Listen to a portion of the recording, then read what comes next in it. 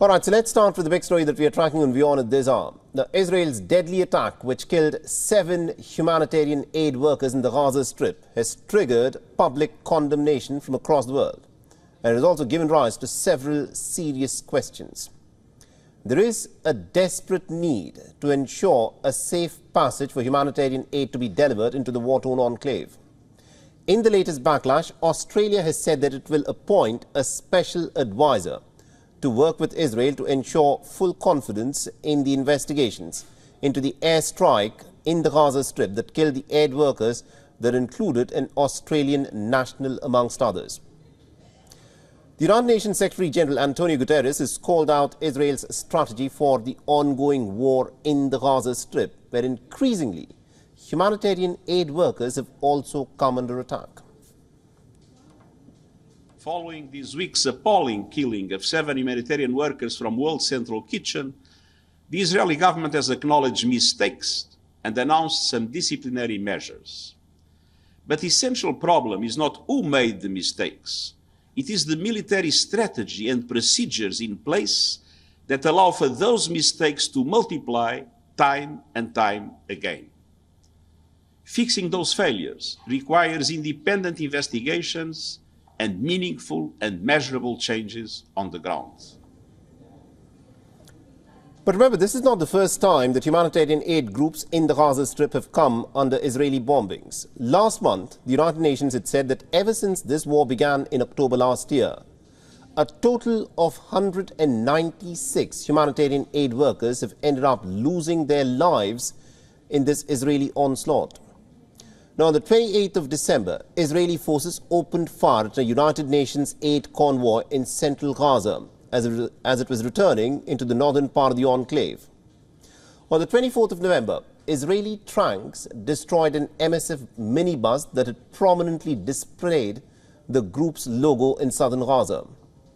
On the 18th of November, a convoy from Doctors Without Borders, that is the MSF, that was attempting to evacuate individuals who were seeking refuge in a hospital, was targeted in Gaza City, resulting in the death of 2 individuals.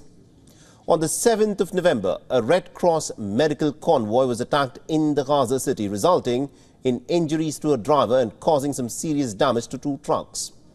On the 3rd of November, a month into the war, at least about 15 people were killed and 60 others were injured due to the bombing of ambulances near Gaza's largest hospital.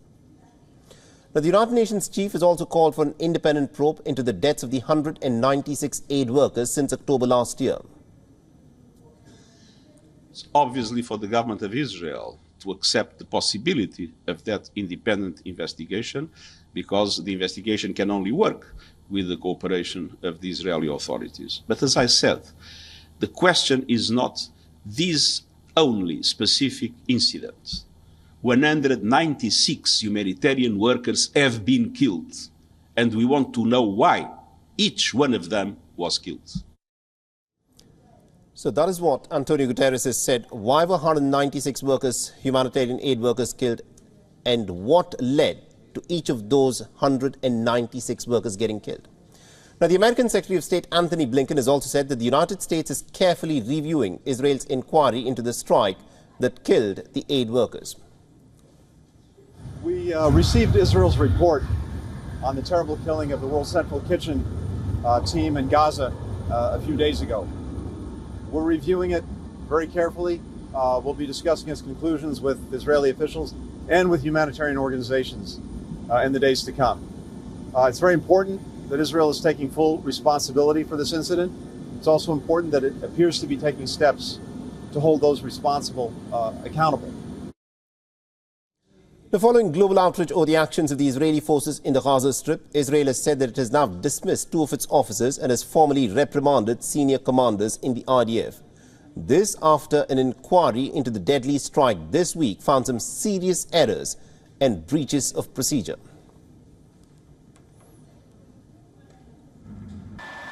All right, now to give us more insights in terms of what, of course, is happening, we're being joined by Mr. David Littman, who's a senior analyst at the media monitoring organization. Now, Ms. Littman is in fact joining us live from Boston. Now, Mr. Littman, this is a case that has sparked outrage across the world. Joe Biden said that he was heartbroken when he heard of the fact that 7 of these humanitarian aid workers were killed in an airstrike by the Israelis. Now, the question that I want to ask you is this. Now, humanitarian aid work in the Gaza Strip is conducted in coordination with the IDF. So the Israeli Defense Force knows as to who is in a humanitarian aid convoy and what is being transported. With that being the case, how is it that this convoy was struck by drones not once, not twice, but 3 times, resulting in these deaths? Well, as the Israeli investigation has so far determined, it was a mistake that was made by a number of soldiers and commanders who did not follow the proper procedure, but had earnestly believed that they had seen Hamas terrorists on top of the aid trucks and believed that they were continuing with the aid trucks after they had departed the prior location that they had been located. Now, in a situation like this, yes, Israel knows much of the aid that is going in, but once it enters Gaza, you have to keep in mind that the aid convoys are not just coordinated with Israel. They are coordinated with Hamas, which is in control of many parts of Gaza still today. And convoys are Hamas, coordinated, not just... Mr. Lippman, let me in fact interrupt you there. Now, it's common sense here. Now, when you say that some of your Israeli soldiers did not follow procedure, the question is this. Now, the IDF, that is the Israeli soldiers, know what is in that aid truck, who is driving it, who is present in that aid truck, and what is being transported. And when those 3 drone strikes actually targeted the 3 cars in the convoy, they were precision strikes. So the IDF was clearly aware of every individual in those cars and what was being transported. How is there any room for error here? I don't think that's an accurate statement to make, simply because you are suggesting that the convoy has been under observation at every second and had a view of the convoy at every second when it did stop at least one compound. Now, I don't know all the details. I don't think anyone knows all the details yet, except perhaps those who are investigating it. But it is a fact of the matter that war, and in a situation of a war in an environment like Gaza, it's very chaotic. And nobody can know exactly what happened, how these mistakes were made. That's why we need an investigation and why Israel is carrying out this investigation.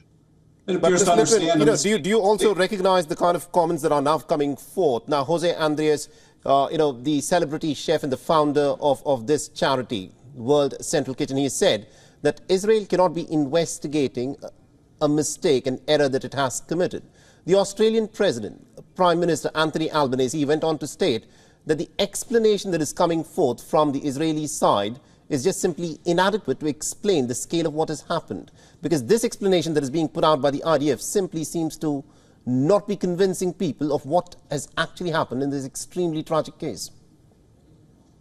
I think the suggestion that Israel cannot investigate its own mistakes in a war is something that is a completely separate standard from how the laws of armed conflict actually work. Do you think there should be an independent investigation? If there is an investigation that the IDF invites in, sure. The problem is how an independent investigation, not an investigation by the IDF, but an independent investigation that establishes the facts. If there is a truly independent investigation, I see no problem with that. My concern is that what we tend to call independent investigations are the likes that we see at the United Nations, which are run by people with histories of, for example, saying that the Jewish lobby controls the United States. So if there is to be an independent investigation... You're making a very strong allegation against the United Nations. The United Nations, you're saying, cannot carry out an independent and a fair investigation into an act of, many would say, a war crime like this.